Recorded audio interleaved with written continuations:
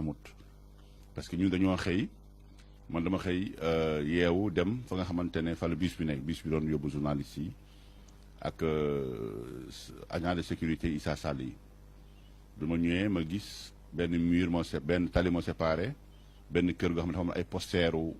Macky Sall kër gi jàkkaarloo ak responsable local bu PUR Ousmane Diop lañ koy wooyee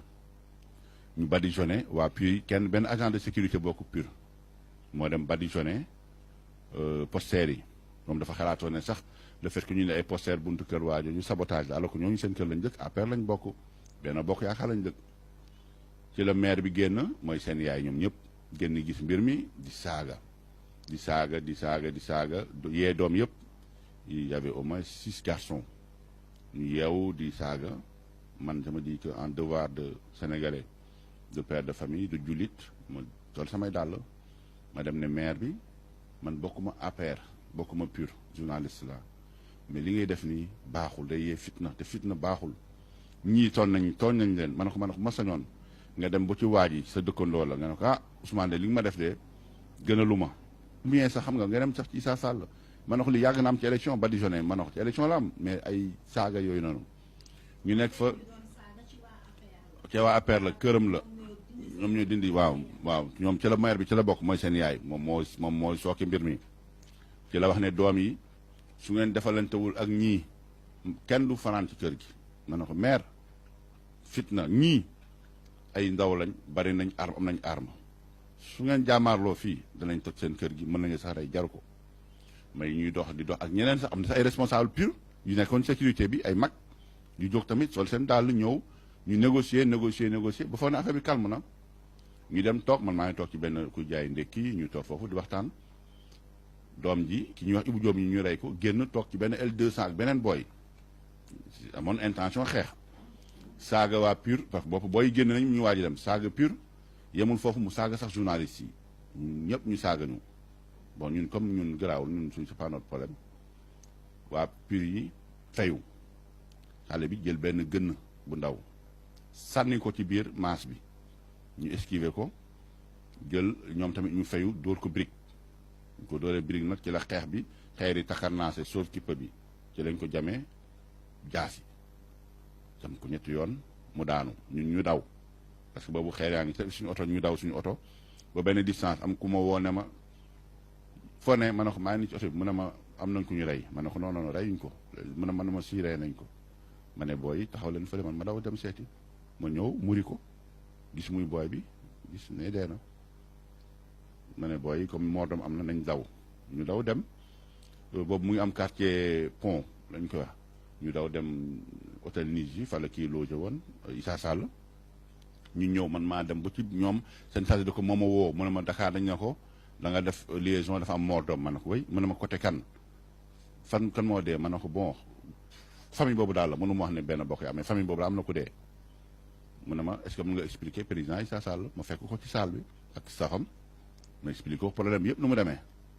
xam nga ñoom ñu toog ci biir ñu génn war a dem booy yi commencé taal dëkk bi taxaw nag ci tali bi parce que boobu issue amoon booy yu benn bokk yaakaar yi indi ay booy moto ay jakarta lañ indi fees fa dala nag bari léegi malheureusement police deful liggéeyam ça je le dis et je dama koy wax ñu indi fa police judiciaire un certain xamoon nañ inspecteur Faye la xamoon noonu la tudd xaw ma police judiciaire ñëw fa di wër parce que dafa am ku mu àndal kooku ne ko xàmmee na ki rey booy bi man na ko inspecteur tension bi dafa am kii man bu ma sañoon ñu daw ba génn dëkk bi ñi am kagul yëpp ñu taxawal leen ñu ci soupçonné ngeen yóbbu leen mu ne ma non di ko def ay tour xam nga booy def loolu ñoo ñële dañu gën di woote renfort dëkk bi di gën di tàng ba affaire bi ëpp ñu doole ma jël sama téléphone ma woo ministre de l'intérieur ci boo xam Aly Ngouille Ndiaye man wax monsieur le ministre situation bi fii bu dana dégénéré te ñaari pick-up laa fi gis mënuñoo contenir 500 personnes Aly Ngouille Ndiaye li ma wax mu ngi nii bu yóbba mu dégg ma mu ne ma Daouda la police fait son travail ma ne ko oui je sais monsieur le ministre mais man fi ma nekk nii li ma am comme information police amu ko yow amuloo ko man je vis ça en direct mu ne ma Daouda la police fait son travail ma ne bon xam naa il est submergé je suis allé voir le commissaire en tenue civile déjà moom dafa ñëw xulóog Issa Sall xam nga ni yow ngay war a dox jàmm fekk waa ji foofu xulóog moom jëm ko wàcce ci kanam ay nitam ça aussi maire donc j'ai fait des déclarations mu ne ko dinaa kaa fait 10 déclarations li ma leer mooy bu doon Macky Sall du ko wax xam nga ma ne ko commissaire booy yi envoyé leen ay grenades lacrymogènes ñu tas ñun ñu daw après ngeen xool mu ne ma tu m'apprends pas mon boulot alors que Tamba am na camp de GMI c'était à 2 minutes du lieu d'événement am na brigade de gendarmerie suñu woon GMI bu gendarmerie danañ tasaare booy ñu encadré ñii ba ñu génn mais la police a failli à sa mission à sa tête le ministre de l'Intérieur ñu continuer ñun police bañu fa police resté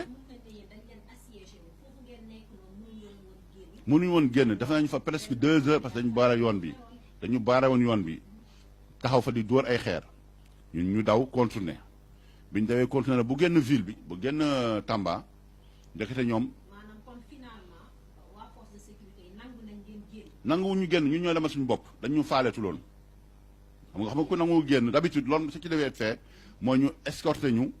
ba ñu génn benn moment mais defuñu ko ñoom fa lañ taxaw daan dañuy wër kii agressé yu alors c'était pas le moment ci la ñu daw ñun génn benn waaye nañu am na contournement ñu contourner génn ba génn ville bi ñun pour ñun ça va quoi daw nañ ba ci àll bi déedéet ñun ñëpp ak cortège Issa Sall ak côté Issa Sall garde yi wàcc di ñu escorter bi ñu ñëwee ba génn nag ndekete ñoom aussi xam nañ ne garde yi motuñu 50 boo yee ils étaient plus de 300 armée de xeer yoo xamante ne boo xamee xeeru raay xeer yooyu ñoo gën a garaaw xeeru raay xeer yooyu du toj kar ñu ñun ma demee ba seen leen à 1 kilomètre ma wàcc ñëw ci Issa Sall ma ne ko président bu ñu foncé fee dana am mort d'homme soit ñun ñu ànd ak yéen mbala ñoom si jaru ko moom tamit yaramam tàng mu ne on fonce il a dit on fonce parce que moom il avait une sécurité bi ñu waxee on fonce ñun on avait plus de sécurité ñun suñu oto amuloon agent de sécurité et contrairement à ce que les gens disent que ñun suñu oto dafa amul posteer pur amul noonu man j'ai l'expérience de couvrir des élections bi ñu déparé ñu def posteer pur dama woo Ibrahima Diamé mu may dégg ma ne ko Diamé wutal ma fu ñu bind presse yu mag yooyu nga wutal ma si ñeent bi ñu ñëwee ba kaw la ma xotti yëpp def presse mais ñoom c'est pas le problème presse ou pas bi ñu dawee Jean le sauve qui peut ñun gis suñu woon sécurité ñun dañ suñu oto bi chauffeur bi jàmbaar la luum la tudd il roulait pour éviter kii mais bi ñu ñëwee ba jege rek booy génn kenn xamul fu ñu génnee ak seen xeer raay oto bi yëpp ñu toj para bi c'est boobu dañu surcharge parce que am na ñuy daw dugaat suñu oto ñun suñu ci waa PUR yi ñu dóor oto bi toj waa ji fekk mu doon daw plus de 150 mu fekk camion de sonorisation bu PUR bi dab ko ñu mbëkk ko choc frontal boo xam ne foo tollu dégg tëll bi oto bi moteur bi yàqu xali seen bopp bi toj ñu dóor ko si bët man sama mbagg mi dama ci gaañu mais c'est moins grave par rapport ak xali seen ñi àndaloon ñëpp am nañ ay gaañu dans le sauve qui peut ñun ñëpp ñu daw oto bi mënul ubbeeku man maa toj verre bi su ma tooga maa toj verre bi pour di sauver xale yi sama mbokk journaliste yi séntu ma woon ku nekk fi ci média man sauve qui peut la woon ku ñëw rek ma sànni ci biti parce que boobu ñoom ñu ngi daw yore seen essence yore seen moto imagine bu ñu fekkoon ñun si biir oto bi dañu ñëw rek sotti essence bi taal ñu dañu doon lakk donc c'est criminel ci la ñu daw ñii dugg ci premier car bi daw dem ci benn ba man miinu ma doon bootu xaw ma bootu daw foofu ñun ñu dem cakaare xam ma benn dëkk waa ay dëkk yu jege foofu man li ma may chance RTS ñoo ma récupéré ak seen minicar seen 4x4 man ak sama naataango bi nekk Les Échos Marème Ndiaye parce que bu ñu fa desoon ñun presque ñu ñoo fa desoon dañu doon rey surtout man Marème laa doon calculer jigéen la te na ma mën naa fayu ñaar ak ñett mais moom du mën a fayu ñu ma sànni ko ci biir auto RTS bi lang auto RTS bi ubbi na buntu ñu si chargé et je profite de l'occasion pour remercier mes amis de mes collègues de la RTS qui nous ont sauvés ñu daw boo Koutiari voilà Koutiari lañ dem chauffeur bi ñoom ñu toj auto RTS gaa njaat ma mbay mooy chauffeur bi ñu dem Koutiari ñu defal ñu premier soin yi ñëw fekk ñun suñu saag yi ñu woon ci oto bi am nañ sax benn film boo xam ne am na ku ko wane ñu gis benn booy mu yëg ci kaw dañoo wàcc saag yëpp ci oto bi taaluñ saag yi de dañoo récupérer bagage yëpp ci oto bi taal oto bi ça veut dire que c'est des bandits parce que bu doon ñu ay politiciens yi rek dañu taal oto bi mais ñee dañoo ubbi saag yëpp jël bagage yi man bi may ñëw ci bay bi ma soloon damaa dem bu guddee jënd fëgg jaay ñaari sorte fëgg jaay laa jënd mu nga feemante ak benn t-shirt parce que amatu moom lu ma sol j'ai perdu mon matériel ñii seen xaalis mais jàmm bakkan moo gën loolu yëpp moi je remercie ma direction générale ñun bi ñuy dem mission ils nous ont donné l'intégralité de l'argent mais doo am foo lekkee parce que ñii duñu la may parce que seen oto la ñuy dugal ñun suñu oto bi amoon ay politiciens pur yu ñu dugaloon ci biir dañoon xuloo journaliste yi naan wéy on le met dans de bonnes conditions du xuloo man mujj dañu ba ma maari ma woo leen ne leen su ngeen dugatee ci bus bi di wax ak ñun critique dootu leen dugal ci bus bi et je prends mes responsabilités le bus est affrété à la presse vous n'êtes pas des journalistes mais bu ñu joxoon ay oto ñun duñu am problème boobu man c'est sûr que ñun bu ñu amoon oto démb ba ma gisee situation bi foofu ma xam ne guddi la ñuy dem defi caravane man bu may jaar ci àll bi sax di def 3000 kilomètres j'allais le faire ak sama équipe ñu jiitu leen foofu duñu am problème mais bu ñu la dugalee di ñaan ku la abal bët fu ko neex ngay xool dugale ci bis boo xamante ne ci avec là-bas 14 groupes de presse mais tu suis moi je pense qu'aujourd'hui les patrons de presse doivent prendre responsabilité man gis naa fa ay naataangoo yoo xamante ne bu ñuy dem foofu yoruñu dërëm ils n'avaient rien dans leur poche buñ ma seetaanee xam ne li ma wax dëgg la ñun ñoo doon jënd ñun groupe Futurs Médias ñun ñoo doon jënd lekk di partager ak suñuy naataangoo yooyu di leen jox ñuy lekk di leen jox ñuy naan di jënd café ñun ñoo ko doon def parce que on avait les moyens et puis en solidarité xaalis boo xam ne amu foo ko jaay ñun on a fait 10 jours de campagne benn yoon lañ añ te ñoo jënd su bopp añ da ngay xëy 8 heures di daw ba 2 heures du matin ba 3 heures du matin doo xam foo nekk loolu aussi c'est des conditions yoo xamante ne patron de presse ñoo ko teg seen i organe loolu da ngay obligé ku war a envoyer internet nga def ko passe jox ko passe pour mu envoyer wala nga abal ko son wala nga jox ko image alors qu'on est dans un environnement de concurrence mais c'est parce qu'ils n'ont pas mis les gens dans de bonnes conditions donc moi je pense qu'au sortir de cette rencontre les patrons de presse devraient se rencontrer toog xool ban système même s'il le faut ñu dajale ñoom ñëpp wut xaalis wut ay seen oto yoo xamante ne dañu ko affrété la voiture pour 21 jours de campagne c'est 1 million bu cher ba cher ngay fay mais kooku organes yi am mën nañ ko ñi ko mënul ñu cotiser dugal fa seen i naataango du concurrence amul ci amul exclusivité amul ci campagne bi waa ji buy wax ñëpp lay waxal bu populaire boolo ak Seneweb ak IGFM ñu cotiser dugal seen ñooñu ñu dem bu ñu ko defoon lu ñu dal nii du ñu dal mais ils l'ont pas fait beneen bi j'ai suivi le procureur et je le dis bien le procureur de Tamba le procureur il est trop vite en besogne et le procureur a accusé une partie man j'ai dénoncé je me demande procureur fu mu jàngee droit le procureur salaamaaleykum mu accusé ne woy les gens du PUR mais le procureur bu xamee début solution bi la maman là ci ñu lay doomam da ko waroon entendre parce que c'est elle tout est parti de chez elle entendre luñ ko les gosses qui ont pris nos sacs y a les images pourquoi ils arrêté wuñu leen booy doon taal oto bi y a les images pourquoi demuñ jëli leen les blessés yi ñu yóbbu hôpital pourquoi on les a pas entendus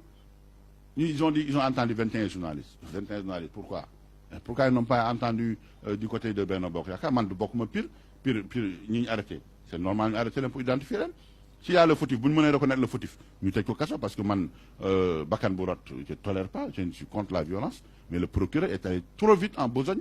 rek ne waa PUR la ñoom lañ arrêté mais nañ arrêté waa Benno Bokk Yaakaar s'il veut les images il peut les avoir tout de suite ils ont les moyens pour les avoir xam na ñoo xam ne boo leen xoolee Tambacounda da nga xam ne kii jiw la nga woo ko ñu wax la ici il y a des commanditaires dans cette affaire du côté de Benno Bokk Yaakaar parce que booy famille boobu ma gis c'est pas une famille bu riche c'est une famille démunie seen kër boo ko xoolee xam ne ñii dañoo sonn ñooñu mënuñoo jël ay moto fay leen xaalis jox leen carburant ou ñaari L200 ne leen kar leen am na ku ci nekk y a un ou des commanditaires il faut que maintenant l'enquête soit poussée man démb mënoon na wax ne l'enquête est ouverte nous allons essayer de situer les responsabilités point barre des personnes ont été arrêtées yem fa mais bu ma ko dégloo démb dama ne kii fu mu jàngee droit le droit pénal c'est pas comme ça il s'est précipité c'est comme ça quand on dit met en cause la justice genre procureur yi ñoo tax ñuy wax parce que déjà rek accusé na benn camp alors que y a d'autres le commissaire aussi moi je me dis ce commissaire là il mérite même pas son poste à Tamba parce que li ñu daal yëpp moom moo ko fa créé et moi je lui ai dit bu ñu xuloo man na ko yow doo dara boo doon léegi élémentaire man na ko de sécurisation sax xamuloo ko ñun bu ñu sécuriser woon ak gendarmerie wala police du ñu am problème et c'est une occasion aussi permettez-le-moi de remercier le général Sène de la gendarmerie ak le SYNPICS parce que Bamba Kassé il a entré en contact avec moi boobu yenn éléments yi ñu ngi bootu ñii ñu ngi Koutari man maa ngi woon Goudiri léegi il fallait ramasser tout le monde ndax boo yaa ngi ñuy wër parce que rajo la ñuy déglu bu ñu déggee ñu ngi fii rek ñu ne ñu ngi foofu ils étaient venus à Botou pour tuer les journalistes parce qu'il y avait au moins 30 journalistes yu ñu fa yóbbu woon oui mais moo am dañ leen doon wër ak seen moto pour dem foofu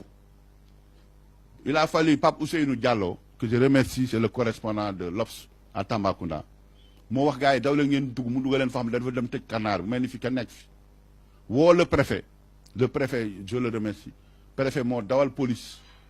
ak gendarmerie sax ñoo fa dem gendarmerie ñoo fa dem sécuriser leen jiitu leen fa xaar leen ça c'est sur ordre du général. C'est le général qui a transporté les journalistes c'est pas APR ni le PUR général bi moo ne na leen yónnee bus bu ñu yéegee mu gars yi dugg bus ñu escorté leen ba Dakar bus boobu ñu dugg bisu gendarmerie la man mënuma woon jël bus bi parce que c'était à Goudiri et j'avais mes éléments à Tamba mënuma la woon fa bàyyi. Quand on a échangé le commandant Mané je le remercie beaucoup moom mooy chef gendarmerie Tamba mu ne ma Diouf rassure-toi sama éléments yi 24 heures sur 24 gendarmerie moo leen doon protégé. Imaginez ñoom ñu nekkoon foofu ak ay blessés ak ak tamit ay ñu bokk su sécurité bu PUR ba leen fa booy fekkoon booy dañuy demoon commissariat central bi pour taal ko pour ñu jox leen les gardes yi ñu ay arrêté donc ñun ñuy traité la gendarmerie mais dañu doon rey parce que kenn kiy bokk ci Issa Sall def na ma grand ñii ñu ngi menacé ci laa ne ministre ci laa woo ministre de la santé je le remercie Abdoulaye Diouf Sarr ma ne ko monsieur le ministre ñun bu ñu toogaatee fii 5 minutes danañu rey mu ne ma comment ça ma ne ko ñëw nañ ba gis 2 agents informé nañ booy ne dañu attaque ci fii c'est là qu'il nous a donné instruction à la directrice de l'hôpital régional de Tamba que je salue madame Thérèse Ndiaye mu diligenté ko jox ñu ambulance jox ñu infirmier nañu acca ñu dugg Sidi Kaba par le biais de Pape Ousmane Diallo envoyé ñu 4x4 ñu ngi ci desoon ñu dugg ci gendarmerie escorté ñu dem nañ sax boo jegee booy ba commissariat bi booy fi ñu manifesté xam naa dañu teelul xam ne ñooñu ñu ngi ci biir oto bi xam naa bu ñu ko teeloon xam au moins nañu envoyé xeer gendarme jàdd à gauche ñuy rouler à vif allez ba tagu nag ba am xaw a échappé tuuti ci la ñuy continuer ñëw si Dakar ñëw principal wàcc sa malade bi bon ñun ñu ñibbi si quoi abattu psychologiquement on est abattu ça je te dis man j'ai plus de 50 ans j'ai fait plus de 20 ans de service yu nekk gis naa ko mais li ma gis nii maa ngi ko soog a gis ci campagne. Je lance un appel à Bamba Kassé un gosse que tu connais bien bu gëm boppam bu ñafe defi affaire ba léegi on a un compte permanent man ma doon sañoon sa Bamba tey jii dañuy def une journée sans couverture médiatique pour marquer l'événement ñëpp ñu boycotté ñëpp ñu xam ne nag ñun fowuñu et puis qu'on demande à ce que police di escorter presse bi au moins